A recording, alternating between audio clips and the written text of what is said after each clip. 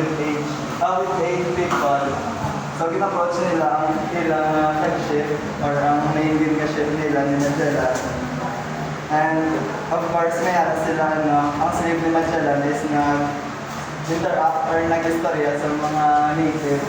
Si Enrique. Si Enrique. Nag-slave Magellan. Translator siya. Siya ng slave Magellan. Sa mothership. And kapag nakakalaan na nila ni Magellan, yung walang pag-asabi. Ayaw ba niya? Mga bagay. So, pinagdra nila is nagkakit sila mga small kids. Naging pa haboy sa mga natives. As kind gesture. So after that, nagkaroon ng mga natives and after 2 hours, nagbalik sila. Open na nila ang king.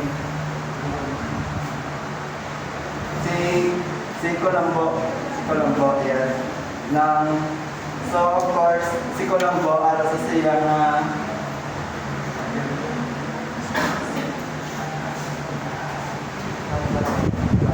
nagkasakay si Colombo siya na Balangay daw. Although,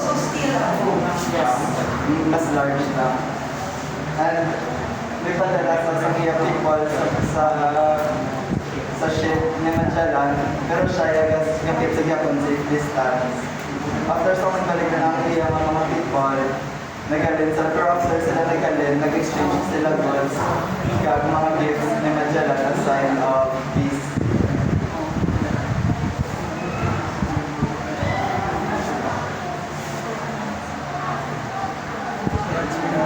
Sa mga masawa, hindi naman sa makita, hindi rin nagkabag kasi Magellan.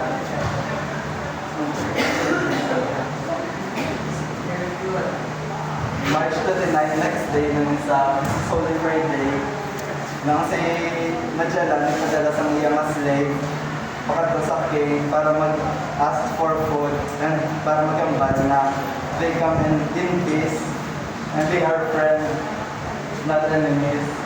So pagkatapos na nagkadto ang king kay Magellan with food and mga gifts. Mga food ang ipadala sa ila. Na may ara sila rice and Lumpia.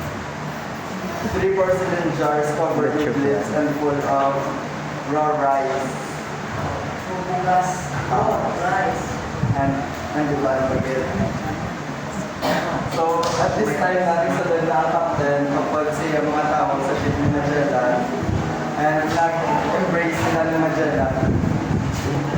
After that, ginpakita ni Magellan ng iyang mga things sa king, mga clothes, mga armors, ilang artilleries, kagang ilang mga tao, mga soldiers. Para ipakita ay king na mas mas bapal na sila. After that,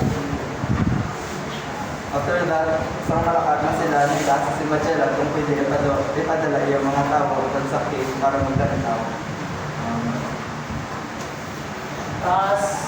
Kaya ang pinakang padala ni Magellan is si Picapeta and one of his companions.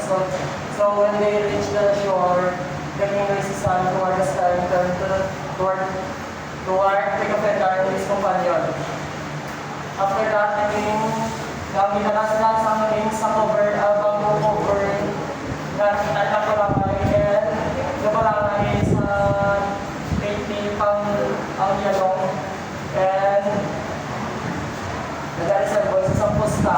Ang Pusta is long and fast ship powered by horse and sail. Kaya sa John 18 na Rogan chess ang Pusta. Pusta. Okay, wait lang so Pusta. As the king's What is that? is Pusta. It's a light and fast ship powered by horse and sail. A ship. Symbol nila ang Palangay as ang Pusta. No, Pusta to yan Pusta? Dito, subong-subong ako encounter sa Nico Business School. Nagkalaban na Yes. base ng mga bagay.